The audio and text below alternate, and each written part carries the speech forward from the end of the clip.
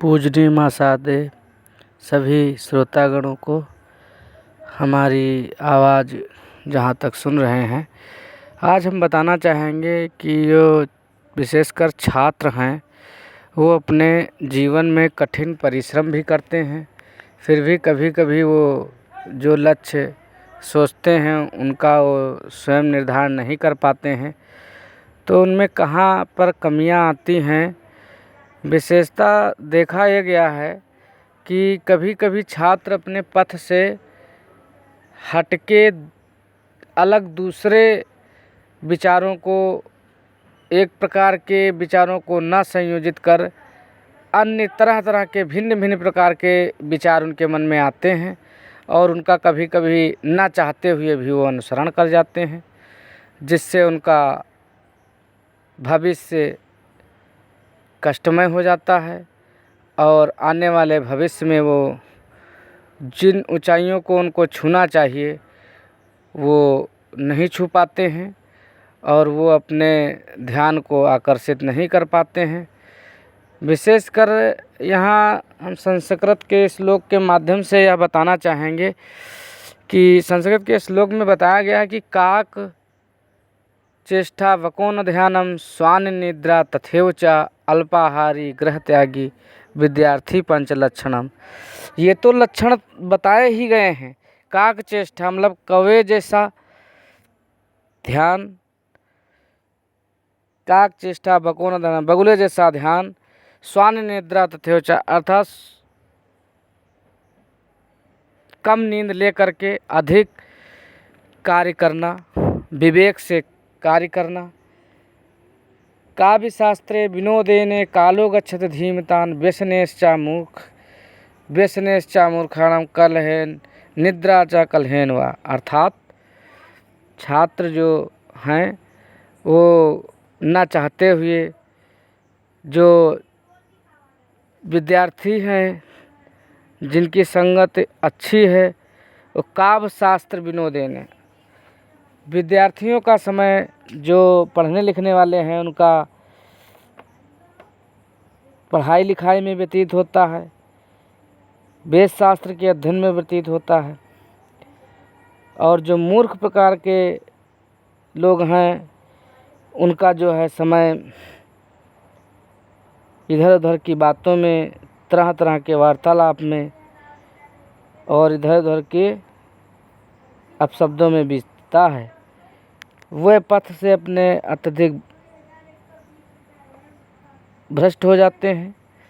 और वो नई ऊंचाइयों को नहीं छू पाते हैं, जिससे उनका मन और शरीर और कर्मठता और विवेक, ये सारी चीज़ें क्षीण होने लगती हैं। अंतोगत्वा वह जो सोच रहे हैं वो अपने लक्ष्य को नहीं प्राप्त कर पाते हैं, जिससे वो अपने समय का सदुपयोग तो दूर, अपनी यथास्थिति को भी नहीं ध्यान में रख पाते हैं कि हमें क्या करना चाहिए, किस प्रकार से अपने मन को कंट्रोल रखें, अपनी इंद्रियों का संयम रखें, जिससे वो समय समय से जागृत हो सकें और अपने परिवेश में इतना ज़रूर बनाए रखें कि किस प्रकार से लोग उनको आँक रहे हैं, किस प्रकार से देख रहे हैं, ये उनके मन में विचार अवश्य आना चाहिए और यथो हिसाब से अपने मन को एकाग्र करके अपने जीवन की नई ऊंचाइयों को छुएं। इस समय जो समय है उनका वो बहुत ही महत्वपूर्ण है और अपने जीवन को महापुरुषों की जीवन शैली से सीख करके वो अपने पढ़ाई में और अपने कुशल व्यक्तित्व को ध्यान में रखे आगे बढ़ें, जिससे वे आने वाले समय में अत्यधिक अपने भविष्य का निर्माण कर दूसरे के जीवन को भी ध्यान में रखें और दूसरों के लिए तभी कुछ कर पाएंगे और अपने जीवन को कृतार्थ कर पाएंगे। इसी भाषा के साथ हम अपनी वाणी को विराम देता हूँ। जय हिंद, जय भारत। सभी छात्र का भविष्य हमारी तरफ से उज्ज्वलमय हो और वो आने वाले समय में सभी ऊंचाइयों को छुएं, यही हमारी अपेक्षा है। और विद्यार्थियों को चाहिए कि नियमित स्वाध्याय और अध्ययन से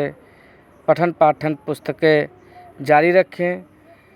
समय चाहे जैसा हो, अपनी कंटिन्यूअस बरकरार रखें,